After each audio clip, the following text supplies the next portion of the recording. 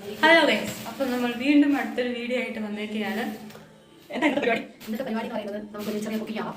ഒരു മീൻകറി അല്ലേ, കോട്ടയക്കാരുടെ മീൻകറി. അതല്ല, ചെറിയ എനിക്കറിയാവുന്ന രീതിയിൽ ഒരു മീൻകറി, സാധാരണ കോട്ടയക്കാർ കിട്ടുന്ന പോലത്തെ മീൻകറി നമുക്ക് കാണാം. അപ്പം ഇതാണ് നമ്മുടെ മീൻകറിയുടെ ചട്ടി. നമ്മൾ മീൻകറി ഉണ്ടാക്കാൻ പോകുന്ന ചട്ടി അമ്മയുടെ സ്പെഷ്യൽ വലിയൊരു ചട്ടിയാണ്. ആദ്യം നമ്മൾ ചട്ടിക്കകത്ത് എണ്ണ ഒഴിച്ചു, കടുകിട്ടു, ഉലുവായിട്ടു, പിന്നെ പച്ചമുളക്, അത് പിന്നെ ഇഞ്ചിയും വെളുത്തുള്ളിയും ചതച്ചത്, കറിവേപ്പില, ഇത്ര ഐറ്റംസ് ഇട്ട് നമ്മൾ എല്ലാം കൂടെ ഒന്നിച്ചൊന്ന് വഴറ്റിയെടുക്കും.